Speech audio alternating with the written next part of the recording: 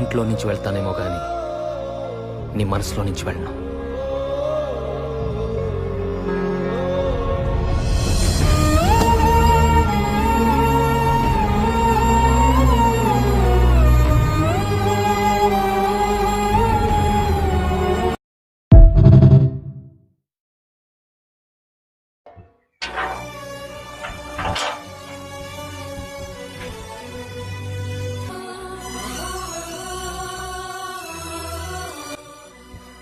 మన ఇంటికి వెళ్దాం పద. నా కూతురు రాదు, వెళ్ళి పంచాయతీ పెట్టుకోపో. చివరిసారిగా అడుగుతున్నా, నాతో వస్తావా రావా?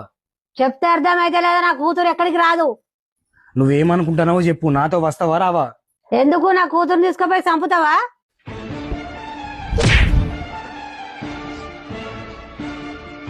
ఏందే నీ లొల్లి? ఇందాక నుంచి చూస్తున్నా. కూతురు కూడా వాడి ఇంటికి వస్తే తనకి సర్ది చెప్పి పంపించాలి గాని ఇలా ఉన్నవి లేనివి చెప్పి కూతుర్ని ఇంటి మీద ఉంచుకోవద్దు. నీ కూతురిని నేను చంపాలనుకుంటే నా ఇంటికి తీసుకుపోవాల్సిన పని లేదు, ఈ ఇంట్లోనే చంపగలను. కానీ నేను అంత కసాయివాడిని కాదు. ఇన్ని రోజులు నా గురించి నీ కూతురికి నూరిపోసినావు, కానీ తన మనసులో ఏముందో, తను ఏమనుకుంటుందో అని ఏ ఒక్క రోజైనా తనని నువ్వు అడిగినవా? నీలాంటి తల్లులు ఉండబట్టే సగం మంది జీవితాలు నాశనం అవుతున్నాయి. నీ కూతుర్ని ఎన్ని రోజులు ఉంచుకుంటావు అన్ని రోజులు నీ ఇంట్లోనే ఉంచుకో.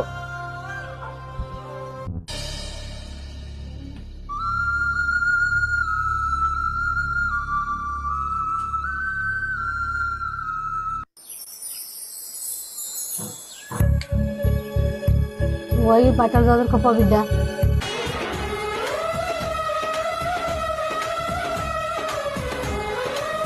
ఆడపిల్ల భర్తతో ఉంటేనే తనకి తన ఇంటికి గౌరవం.